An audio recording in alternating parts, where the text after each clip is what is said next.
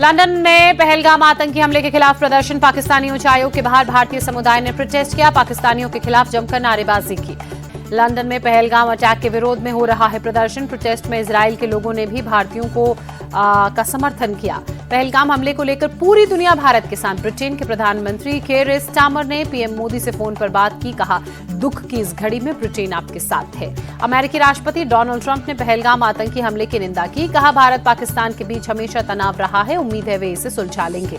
अमेरिकी national intelligence की director तुलसी Gabbard ने पहलगाम हमले की निंदा करते हुए ट्वीट कर लिखा, इस्लामी आतंकवादी हमले में हम भारत के साथ हैं। दोषियों को पकड़ने में अमेरिका मदद करेगा। एलओसी पर पाकिस्तानी सेना की ओर से फायरिंग। भारतीय सेना भी जवाबी फायरिंग कर मुंह तोड़ जवाब देने की दिया। फिलहाल किसी के हताहत होने की खबर नहीं। पाकिस्तान से तनातनी के बीच इंडियन नेवी की भी तैयारी। भारतीय नौसेना ने किया पोस्ट, लिखा, मिशन रेडी की तैयारी, any time anywhere any how.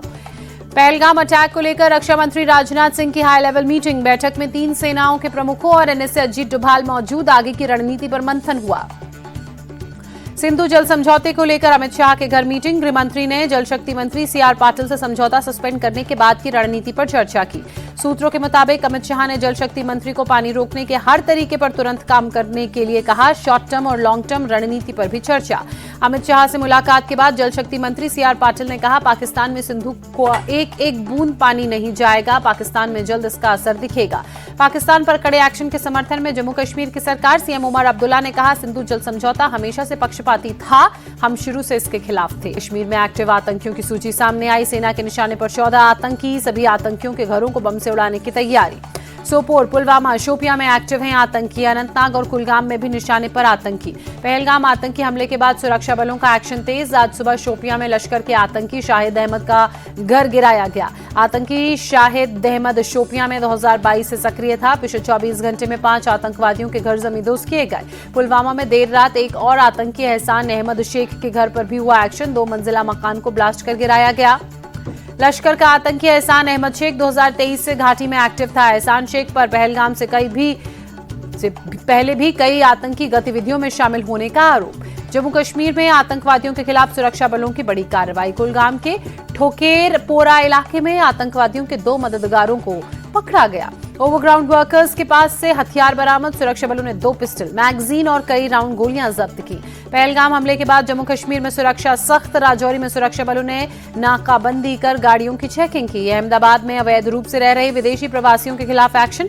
Crime branch कई जगहों पर तलाशी अभियान चलाती नजर आई। 400 से ज्यादा संदिग्ध प्रवासियों को इस दौरान हिरासत में भी लिया गया। सूरत में बांग्लादेशी घुसपैठियों के खिलाफ पुलिस का बड़ा एक्शन। 100 से ज्यादा अवैध घुसपैठियों को गिरफ्तार किया। महिलाएं और बच्चे भी शामिल। मध्य प्रदेश के भोपाल में आज सभी बाजार बंद। पहलगाम आतंकी हमले के विरोध में व्यापारियों ने बंद का आह्वान किया। प्रधानमंत्री मोदी ने वीडियो कॉन्फ्रेंसिंग के जरिए 51,000 से ज्यादा युवाओं को नियुक्ति पत्र सौंपे। पीएम ने युवाओं को संबोधित भी किया। पीएम मोदी ने कहा, युवा अपने कार्यों को ईमानदारी से पूरा करें। विकसित भारत की यात्रा में इसका सकारात्मक प्रभाव नजर आएगा।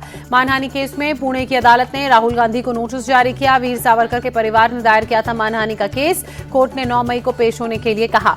मधुबनी में हुई पीएम मोदी की रैली को लेकर आरजेडी ने निशाना साधा। पटना में मोदी और नीतीश के लगाए पोस्टर। लिखा, एक तरफ देश मातम मना रहा है तो दूसरी तरफ रैली हो रही है। असम में होने वाले पंचायत चुनाव के लिए बीजेपी ने अपना संकल्प पत्र जारी किया। 2 और 7 मई को पंचायत चुनाव के लिए वोटकास्ट होंगे।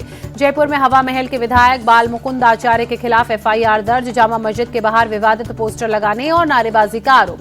महाराष्ट्र के रत्नागिरी में हिंदू धर्म सभा का आयोजन। बीजेपी नेता नितेश राणे ने कहा, हिंदू सिर्फ हिंदुओं की दुकानों से ही सामान खरीदे, मुसलमानों की दुकानों से सामान खरीदना बंद करे। नितेश राणे ने कहा, अगर वो हमारा धर्म पूछकर गोली मारेंगे तो आप भी धर्म पूछकर ही सामान खरीदो। ये अपने परिवार के सगे नहीं हुए तो हमारे क्या होंगे। दिल्ली के शालीमार बाग इलाके में सीएम रेखा गुप्ता पहुंची। विभिन्न परियोजनाओं और विकास कार्यों का निरीक्षण किया। दिल्ली सरकार के मंत्री मनजिंदर सिंह सिरसा ने तिलक नगर में विकास कार्यों का निरीक्षण किया। बोले, विकसित दिल्ली बनाने के लिए हम रोज सड़कों पर हैं।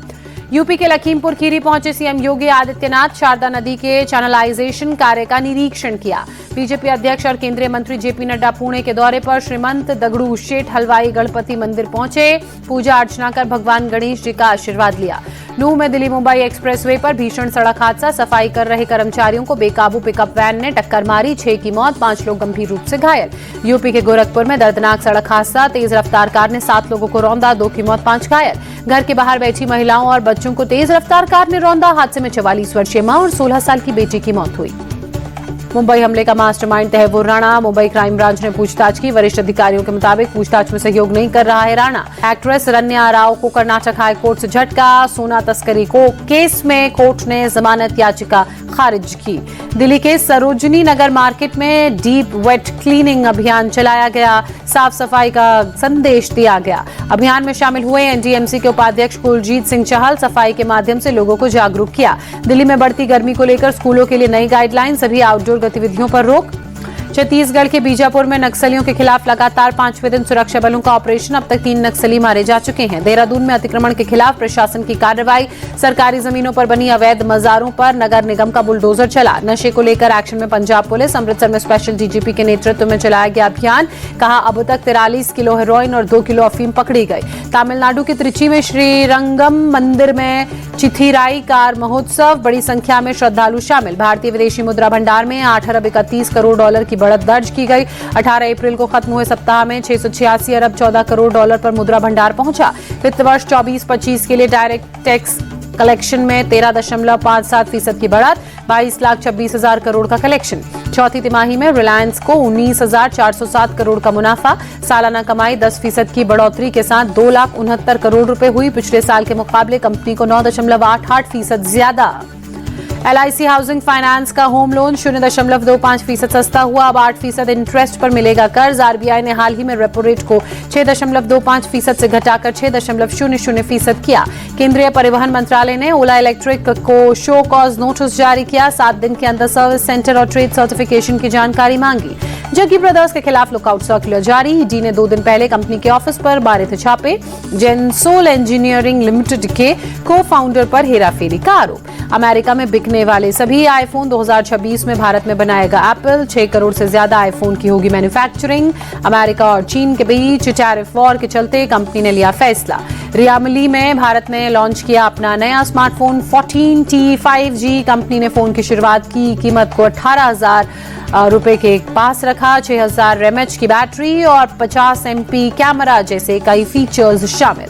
चौथी तिमाही में मारुति सुजुकी की कमाई बढ़ी। फाइनेंशियल ईयर 2024 के मुकाबले 7.5% बड़ा मुनाफा। आईपीएल में आज कोलकाता नाइट राइडर्स और पंजाब किंग्स का कोलकाता के ईडन गार्डन्स में शाम 7:30 बजे होगा मुकाबला। हैदराबाद ने कल खेले गए मुकाबले में चेन्नई को 5 विकेट से हराया। चेन्नई लगातार अपना 7वां मैच हारा। सीएसके की आईपीएल में 18वें सीजन में इस हार के साथ अंक तालिका में आखिरी पोजीशन। आईपीएल में ऑरेंज कैप की रेस में गुजरात के साई सुदर्शन सबसे आगे। विराट कोहली दूसरे नंबर पर पहुंचे। निकोलस पूरन तीसरे स्थान पर खिसके। पर्पल कैप की रेस में 16 विकेट लेकर गुजरात के प्रसिद्ध कृष्णा टॉप पर काबिज। जॉश हेजलवुड 16 विकेट के साथ दे रहे हैं प्रसिद्ध कृष्णा को कड़ी टक्कर। नूर अहमद 14 विकेट के साथ तीसरे स्थान पर पहुंचे। पूर्व ऑस्ट्रेलियाई कप्तान एरन फिंच हुए विराट कोहली की बल्लेबाजी के मुरीद। बोले रॉयल चैलेंजर्स बेंगलुरु की सबसे बड़ी ताकत विराट। आरसीबी के लिए हर सीजन में बनाते हैं 700 से ज्यादा रन।